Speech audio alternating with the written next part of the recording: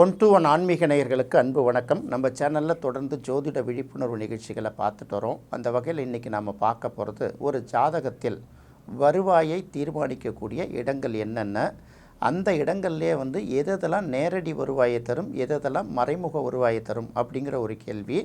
நம்ம ஆட்களை பொறுத்த வரைக்கும் பணம் கோடீஸ்வரன் வசதியானவன் இப்படி பேசினா தான் பார்க்குறேங்கிறாங்க. எல்லாருக்கும் கோடீஸ்வரன் ஆகக்கூடிய வசதி இருந்தால் நாம் எதுக்கு மற்ற வேலைகளை பார்த்துட்ருக்கோம்?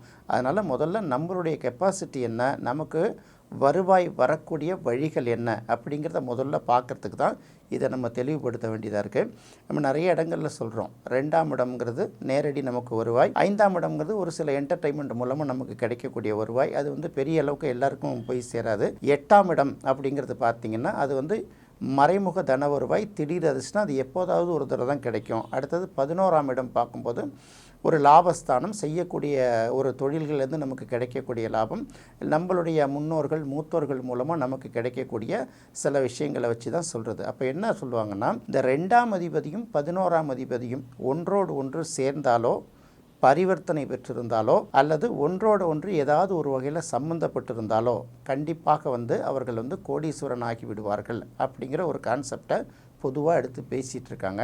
இதை நம்ம எதுக்காக நம்ம சொல்லுறோம், இதை அப்படியெல்லாம் பார்க்க முடியுமா அப்படின்னு கேட்கும்போது, 2ஆம் அதிபதி ஒரு மனிதனுக்கு நேரடியாக வருவாய் கொடுக்கறது. நீங்கள் ஒரு இடத்துல வேலை செஞ்சிங்கன்னா அதுலேருந்து உங்களுக்கு கிடைக்கக்கூடிய வருவாய், இல்லை ஏதாவது சிறு தொழில் சுய தொழில் பண்ணியிருந்தால் கூட அதுலேருந்து உங்களுக்கு கிடைக்கக்கூடிய வருவாய்.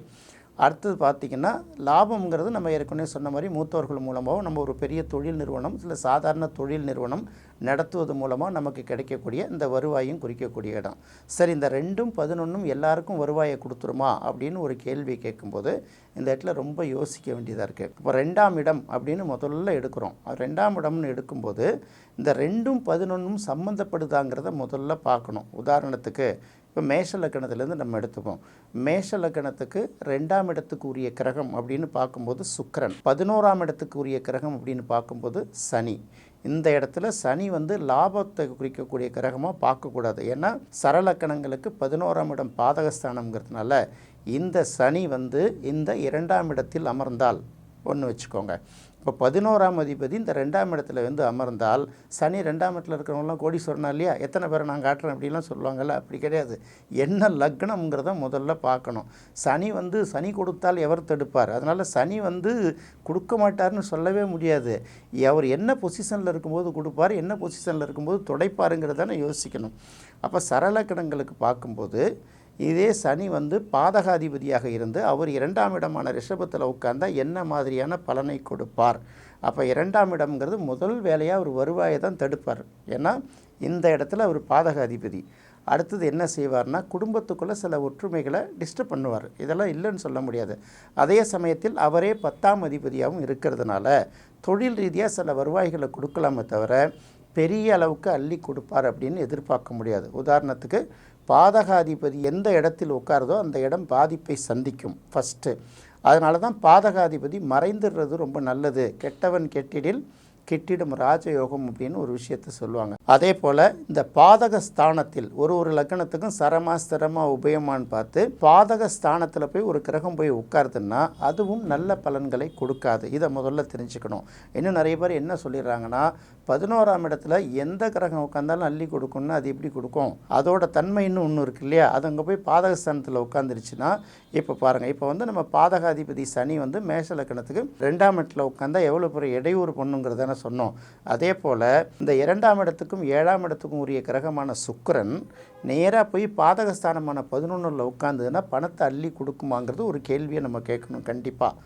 ஏன்னா பாதகஸ்தானத்தில் இருந்து ஒரு கிரகம் திசை நடத்தினாலும், இல்லை அது எந்த பாவத்தை குறிக்கக்கூடிய கிரகம் அங்கே போய் உட்கார்ந்தாலும் அந்த 2ல் தான் முதல்ல கையை வைக்குங்கிறத முதல்ல பார்த்துக்கணும். அதனால் இவங்களுக்கு என்னென்னா, இந்த ஒரு லக்னத்துக்கும் இதுதான் பாதகஸ்தானம், இவர்கள் யோக கிரகங்கள், இது பகை கிரகங்கள் சொன்னாலே கஷ்டப்படுறாங்க, தாங்கிக்கவே முடியல. அதை நம்ம அந்த மாதிரி சொல்ல முடியாதே.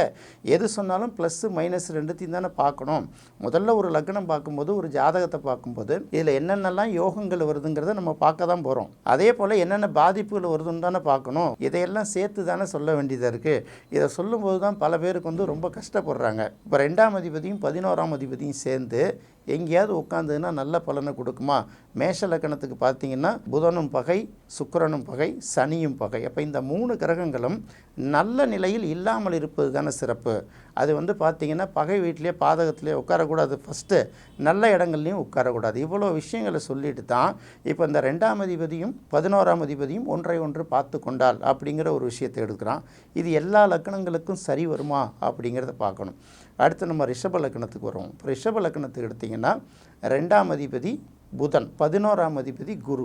இது ரெண்டுமே சுபகிரகம் தான், பெரிய அளவுக்கு மைனஸ் இல்லை அப்படிங்கிறனால விட்டுடுவோம். அதே சமயத்தில் ரிஷப லக்கணத்துக்கு ஒரு 8ஆம் அதிபதியும் வராருல, குருவுக்கு சில இடங்களில் புதன் பகை, புதனுக்கு சில இடங்களில் குரு பகை இருந்தாலும் பெரிய அளவுக்கு பாதிப்பு இல்லைங்கிறத விட்டுக்கலாம். ஏன்னா இது எல்லா லக்கணத்துக்கும் செட் ஆகாதுங்கிறதுனால சொல்கிறோம்.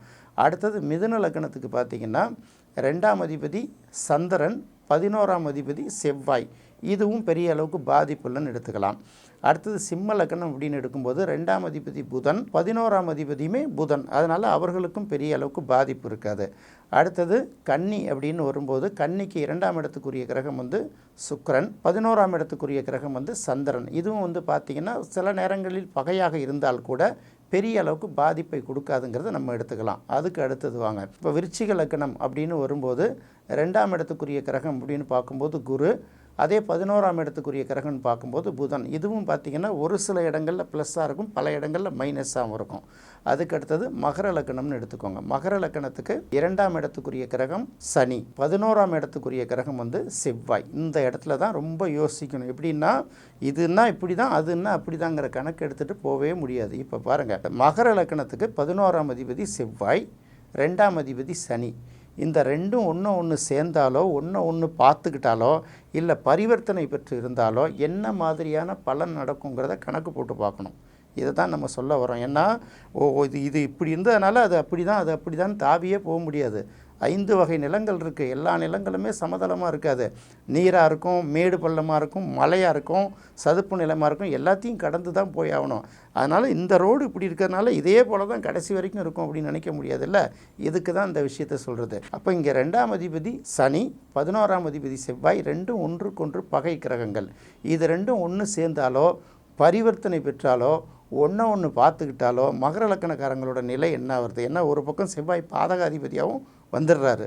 இந்த 2 கிரகங்களுக்குள்ள பகை இருந்தால் கூட இப்போ இதை வச்சு தான் பார்த்து தான் முடிவு பண்ணுமே தவிர எடுத்தோடனே 2ஆம் அதிபதியும் 11ஆம் அதிபதியும் என்ன இருந்தாலும் சரி, அது ஒன்று பார்த்துக்கிட்டாலும் சரி, பரிவர்த்தனை பெற்றாலும் சரி, சேர்ந்து இருந்தாலும் சரி, பணம் கொட்டோன்னு சொல்லும் அப்படிங்கிற ஒரு விஷயத்தை மனசில் வச்சுட்டு தப்பாக முடிவுக்கு வந்துடக்கூடாது. ஏன்னா பேசுகிறவங்க எது வேணாலும் பேசலாம். நம்ம பார்க்குறவர்கள் ஒன்றுத்தையும் அப்சர்வ் பண்ணிட்டு பார்க்கணுங்கிறதுனால தான் இந்த விஷயத்தை நம்ம சொல்லி கொடுத்துட்ருக்கோம்.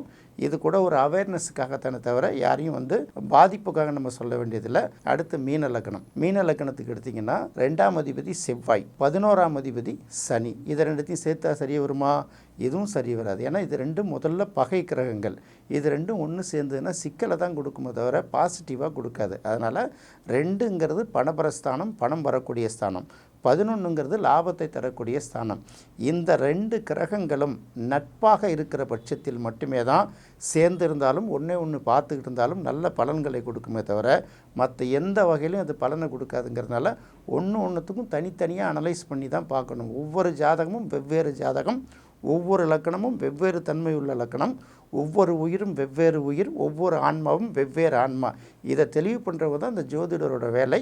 முடிந்த வரைக்கும் நம்ம பொதுமக்களுக்கு என்ன சொல்கிறோமோ சொல்லிடுறோம். அதுக்கப்புறம் அவங்களுடைய நிலவரம் எப்படி இருக்கோ அதுக்கு தகுந்த மாதிரி அந்த ரிசல்ட்டை அவங்க எடுத்துக்கலாம். என்ன நேயர்களே, இந்த நிகழ்ச்சி உங்களுக்கு ரொம்ப பிடிச்சிருக்குன்னு நினைக்கிறேன். மீண்டும் மற்றொரு சுவையான நிகழ்ச்சியில் சந்திக்கலாம்.